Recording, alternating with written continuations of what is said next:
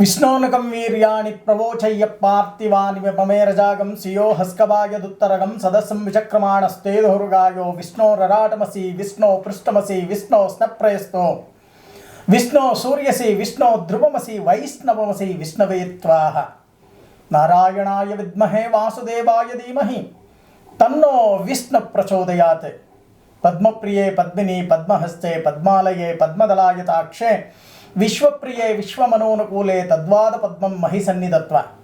ಮಹಾದೇವ್ಯೇಶ್ಚ ವಿದ್ಮಹೇ ವಿಷ್ಣುಪತ್ನೈ ಚ ಧೀಮಹಿ ತನ್ನೋ ಲಕ್ಷ್ಮೀ ಪ್ರಚೋದಯಾತ್. ಸಮಸ್ತ ವೀಕ್ಷಕರಿಗೆ ಶ್ರೀಧರ ಭಟ್ಟಾಚಾರ್ಯ ಗುರೂಜಿ ಮಾಡುವ ನಮಸ್ಕಾರಗಳು. ಈ ಮಾಸ ಫೆಬ್ರವರಿ ಮಾಸ 12 ರಾಶಿಗಳಿಗೆ ಯಾವ ರೀತಿಯ ಭವಿಷ್ಯ, ಎಷ್ಟು ಕಷ್ಟಗಳಿದೆ, ಎಷ್ಟು ನಷ್ಟಗಳಿದೆ, ಎಷ್ಟು ಇನ್ನು ಸಿಂಹರಾಶಿ. ಈ ಸಿಂಹರಾಶಿಯವರಿಗೆ ಈ ಮಾಸ ಹೇಗಿರುತ್ತೆ? ಮಾನಹಾನಿಯಾಗ್ತಕ್ಕಂಥ ಸಾಧ್ಯತೆ ಇದೆ, ಎಚ್ಚರಿಕೆ ವಹಿಸಿ. ಶನಿ ತನ್ನ ಸ್ಥಾನವನ್ನು ಬಿಟ್ಟು ಗುರುವಿನ ಕ್ಷೇತ್ರಕ್ಕೆ ಹೋಗ್ತಾ ಇದ್ದಾನೆ. ನಿಮಗೆ ಯಾರು ಬೆನ್ನೆಲುಬಾಗಿ ನಿಂತಿದ್ದಾರೋ ಅವರೇ ಕಷ್ಟ ಕಾರ್ಪಣ್ಯಕ್ಕೆ ಹೊರಟೋಗ್ತಾರೆ. ಯಾಕೆ ಅಂತ ಅಂದರೆ ರವಿ ಕುಂಭರಾಶಿಯಲ್ಲಿ ಸಂಚಾರವನ್ನು ಮಾಡ್ತಾನೆ. ಕಷ್ಟ ಕಾರ್ಪಣ್ಯಗಳು ಹೆಚ್ಚಾಗ್ತಕ್ಕಂಥ ಸಾಧ್ಯತೆ, ಸ್ವಯಂಕೃತ ಅಪರಾಧ ಜೊತೆಗೆ ಬೇರೆಯವರು ಮಾಡಿರ್ತಕ್ಕಂಥ ಅಪರಾಧಗಳು ನಿಮ್ಮ ಮೇಲೆ ಬರ್ತಕ್ಕಂಥ ಸಾಧ್ಯತೆ, ಬಡ್ಡಿ ಚಕ್ರ ಬಡ್ಡಿ ಲೋನ್ ಮಾಡ್ತಕ್ಕಂಥದ್ದು ಅಥವಾ ಇರ್ತಕ್ಕಂಥದ್ದನ್ನು ಎಲ್ಲೋ ಇನ್ವೆಸ್ಟ್ ಮಾಡಲಿಕ್ಕೆ ಹೋಗಿ ಸಿಕ್ಕಾಕೊಳ್ತಕ್ಕಂಥದ್ದು, ನಾನಾ ರೀತಿಯ ಸಮಸ್ಯೆಗಳು ಅಂತಕ್ಕಂಥದ್ದು ಉತ್ಪತ್ತಿಯಾಗುತ್ತೆ. ಎಚ್ಚರಿಕೆ ವಹಿಸದಿದ್ದರೆ ನೀವು ಅಂದ್ಕೊಂಡಿದ್ದೀರ ಸಿಂಹರಾಶಿಯವರು ಬಹಳಷ್ಟು ಓವರ್ ಕಾನ್ಫಿಡೆಂಟ್, ನಾನು ಹೇಳಿದ್ದೇ ಆಗಬೇಕು, ನಾನು ಎಲ್ಲರಿಗಿನ್ನ ಚೆನ್ನಾಗಿದ್ದೀನಿ, ನನ್ನ ಕೈ ಕೆಳಗಡೆ ಎಲ್ಲರೂ ಇದ್ದಾರೆ, ಈ ರೀತಿ ಅಹಮ್ಮನ್ನು ತೋರಿಸ್ತಕ್ಕಂಥವ್ರು ಮುಂದಾಗ್ತೀರ. ಸಿಂಹರಾಶಿಯವರಿಗೆ ಗರ್ಜನೆ ಅಂತಕ್ಕಂಥದ್ದು ಇದೆ ನಿಜ, ಆದರೆ ಅಧಿಕವಾದ ಅಹಂಕಾರವನ್ನು ನೀವು ತೋರಿಸಿದ್ರೆ ಅದಕ್ಕೆ ದೊಡ್ಡವರು ಹೇಳ್ತಾರೆ ಏನಂತ ಗೊತ್ತಾ? ಬಿಸಿ ಅನ್ನಕ್ಕೆ 1 ಚಮಚ ತುಪ್ಪವನ್ನು ಹಾಕ್ಕೊಂಡ್ರೆ ರುಚಿಯಾಗಿರುತ್ತಂತೆ, 1 ಸೌಟ್ ಹಾಕ್ಕೊಂಡ್ರೆ ಬಿಸಿ ಅನ್ನಕ್ಕೆ ಏನಾಗುತ್ತೆ ಅನ್ನೋದನ್ನು ಯೋಚನೆ ಮಾಡಿ. ಹಾಗೆ ಭಗವಂತನೇ ಸೃಷ್ಟಿ ಮಾಡಿರ್ತಕ್ಕಂಥ ಅರಿಷಡ್ ವರ್ಗಗಳು ಎಷ್ಟು ಬೇಕೋ ಅಷ್ಟನ್ನು ಉಪಯೋಗಿಸಬೇಕೇ ವಿನಃ ಕಾಮ ಕ್ರೋಧ ಮದ ಮತ್ಸರ್ಯ ಇವೆಲ್ಲವನ್ನೂ ಕೂಡ ಸಿಂಹರಾಶಿಯವರು ಎಷ್ಟು ಬೇಕೋ ಅಷ್ಟನ್ನು ಉಪಯೋಗಿಸ್ಕೊಳ್ತಕ್ಕಂಥ ಕೆಲಸವನ್ನು ಮಾಡಿ. ನಿಮ್ಮ ಒಳಿತಿಗಾಗಿ ನಾನು ಈ ಕಾರ್ಯಕ್ರಮದಲ್ಲಿ ನಿಮಗೆ ಹೇಳೋಕೆ ಇಷ್ಟಪಡ್ತಾ ಇದ್ದೇನೆ, ಕಿವಿ ಮಾತನ್ನು ಹೇಳ್ತಾ ಇದ್ದೇನೆ ಅಂತ ಅಂದ್ಕೊಳ್ಳಿ. ಶ್ರೀಧರ ಭಟ್ಟಾಚಾರ್ಯ ಗುರೂಜಿಯವರು ಸಿಂಹರಾಶಿಯವರಿಗೇನು ಶತ್ರುಗಳಲ್ಲ, ನಾವು ಪುರೋಹಿತರು. ನಿಮ್ಮ ಬಗ್ಗೆ ಕೂತು ಚಿಂತನೆಯನ್ನು ಮಾಡ್ತಕ್ಕಂಥ ಕೆಲಸವನ್ನು ನಾವು ಮಾಡ್ತಾ ಇದ್ದೇವೆ. ಅತಿಯಾದ ಘೋರ ಕಷ್ಟಕ್ಕೆ ಸಿಕ್ಕಾಕೊಳ್ತಕ್ಕಂಥ ಸಾಧ್ಯತೆ ಇದೆ ಎಚ್ಚರಿಕೆ ತಪ್ಪಿದರೆ. ಹಾಗಾದರೆ ಗುರುಗಳಿಗೆ ಏನು ಪರಿಹಾರ ಮಾಡಬೇಕು? ಸೂರ್ಯ ನಮಸ್ಕಾರವನ್ನು ತ್ರಿಕಾಲ ಆಚರಣೆಯನ್ನು ಮಾಡು ಅಂತ ಹೇಳುತ್ತೆ. ಪ್ರಾತಃ ಕಾಲದಲ್ಲಿ ಗರ್ಭದಲ್ಲಿ ಬರ್ತಕ್ಕಂಥ ಸೂರ್ಯ ಉದಯ ಸೂರ್ಯ, ಮಾಧ್ಯಾಹ್ನಿಕದಲ್ಲಿ ನೆತ್ತಿಯಲ್ಲಿ ಬರ್ತಕ್ಕಂಥ ಸೂರ್ಯ, ಸಾಯಂಕಾಲದಲ್ಲಿ ಸಂಧ್ಯಾ ಸೂರ್ಯ.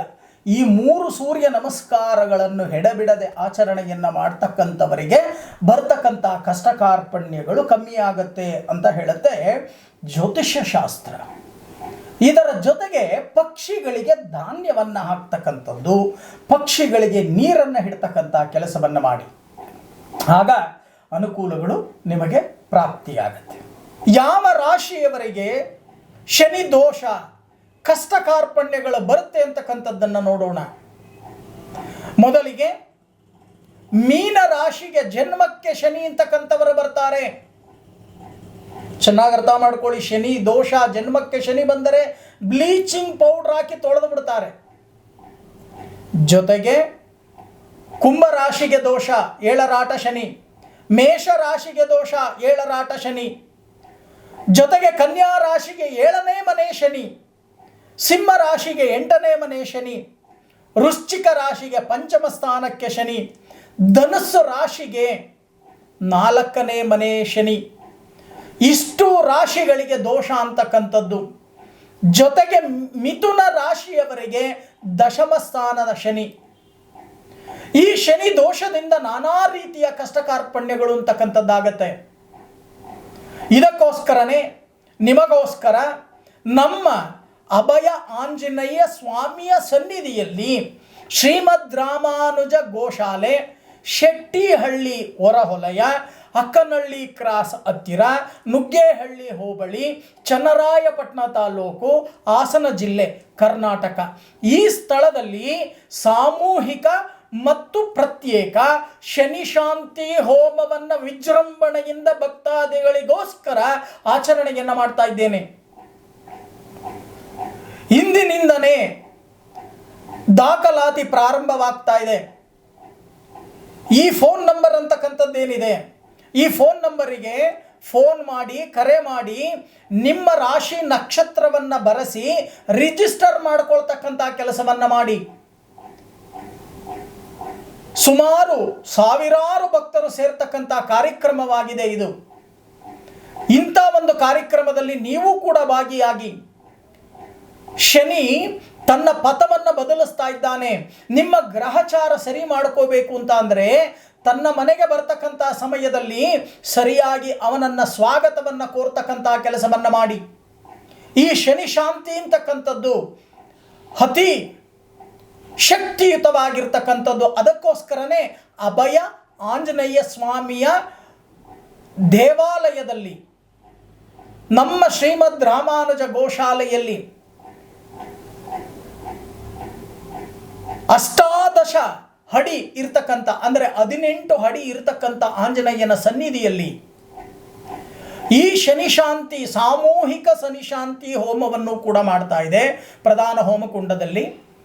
ಇಲ್ಲ ಗುರುಗಳೇ, ನಮ್ಮದು ಜನ್ಮಕ್ಕೆ ಬಂದ್ಬಿಟ್ಟ ಶನಿ, ಸಪ್ತಮಕ್ಕೆ ಬಂದ್ಬಿಟ್ಟ, 7ರಾಟ, ನಾವು ತತ್ತರಿಸ್ತಾ ಇದ್ದೀವಿ ಅನ್ನೋರಿಗೆ ಪ್ರತ್ಯೇಕ ಹೋಮಕುಂಡವೂ ಕೂಡ ಇದೆ. ನಿಮ್ಮ ಕುಟುಂಬಕ್ಕೆ ಮಾತ್ರ ಒಂದು ಪ್ರತ್ಯೇಕ ಬೇಕಾದರೂ ಕೂಡ ಫೋನ್ ಮಾಡಿ ನಿಮ್ಮ ಹೆಸರನ್ನು ಬರೆಸ್ಕೊಳ್ಳಿ. ಸಾಮೂಹಿಕ ಬೇಕು ಅಂತ ಅಂದರೂ ಇಲ್ಲಿ ಹೋಗ್ತಾ ಇರ್ತಕ್ಕಂಥ ಈ ಫೋನ್ ನಂಬರಿಗೆ ಬರೆಸಿ, ನಿಮ್ಮ ಹೆಸರನ್ನು ಬರೆಸಿ ನೋಂದಣಿಯನ್ನು ಮಾಡಿಕೊಳ್ಳಿ. ಅಂತ್ಯಕಾಲದಲ್ಲಿ ಬಂದಾಗ 108 ಹೋಮಕುಂಡಗಳ ಮೇಲೆ ನಾವು ಕೂಡ ಹಾಕ್ಲಿಕ್ಕಾಗಲ್ಲ. ಸಾವಿರಾರು ಹೋಮಕುಂಡಗಳನ್ನು ಹಾಕಿ ಅಂತ ಅಂದರೆ ಹಾಕೋಕೆ ಶಕ್ತಿ ಯಾರ ಕೈಯಲ್ಲೂ ಇಲ್ಲ. ಅದಕ್ಕೋಸ್ಕರನೇ ಇಂದಿನಿಂದಾನೇ ನೋಂದಣಿ ಅಂತಕ್ಕಂಥದ್ದು, ನಿಮ್ಮ ಹೆಸರನ್ನು ರಿಜಿಸ್ಟರ್ ಮಾಡಿಕೊಳ್ತಕ್ಕಂಥ ಕೆಲಸವನ್ನು ಮಾಡಿ. ಈ ಶನಿ ಶಾಂತಿಯನ್ನು ಮಾಡಿ ಅದರಲ್ಲಿ ಬರ್ತಕ್ಕಂಥ ರಕ್ಷೆಯನ್ನು ಪ್ರತಿನಿತ್ಯ ಹಣೆಯಲ್ಲಿ ಧರಿಸ್ಕೊಳ್ತಕ್ಕಂಥ ಕೆಲಸವನ್ನು ಮಾಡಿ. ಆಗ ಆಂಜನೇಯನ ಸನ್ನಿಧಾನದಲ್ಲಿ ನಡೆದಂಥ ಶನಿ ಶಾಂತಿ ಹೋಮ, ಆಂಜನೇಯನಿಗೆ ಶನಿ ಪರಮಾತ್ಮ ಹೇಳಿರ್ತಕ್ಕಂಥದ್ದು, ರಾವಣನ ಆಸ್ಥಾನದಲ್ಲಿ ಬಿಡುಗಡೆ ಆದ ಸಮಯದಲ್ಲಿ, ಅಪ್ಪ ನಿನ್ನ ಭಕ್ತರುಗಳಿಗೆ ನಾನು ಕ್ರೂರ ದೃಷ್ಟಿಯನ್ನು ಬಿಡಲ್ಲ ಅಂತಕ್ಕಂಥದ್ದು. ಇಂಥ ಒಂದು ಶನಿ ಶಾಂತಿ ಹೋಮ, ಶನಿ ಶಾಂತಿ, ಸಾಮೂಹಿಕ ಶನಿ ಶಾಂತಿ ಹೋಮ ವಿಜೃಂಭಣೆಯಿಂದ ನಡೆಸ್ತಾ ಇದ್ದೇನೆ. ನೀವೆಲ್ಲರೂ ಬನ್ನಿ, ಇದರ ಸದುಪಯೋಗವನ್ನು ಪಡಿಸ್ಕೊಡಿ. ನಿಮಗೆಲ್ಲರಿಗೂ ಕೂಡ ಒಳ್ಳೆಯದಾಗಲಿ, ಆಯುರಾರೋಗ್ಯ ಐಶ್ವರ್ಯ ಪ್ರಾಪ್ತಿಯಾಗಲಿ, ಸುಖ ಜೀವನ ಪ್ರಾಪ್ತಿಯಾಗಲಿ ಅಂತ ಹೇಳಿ ನಾನೂ ಕೂಡ ಆ ಶನೇಶ್ವರನ ಅಧಿದೇವತೆಯಾಗಿರ್ತಕ್ಕಂಥ ಪವಮಾನ ಅಂದರೆ ಅಭಯ ಆಂಜನೇಯನನ್ನು ಪ್ರಾರ್ಥನೆಯನ್ನು ಮಾಡ್ತೀನಿ.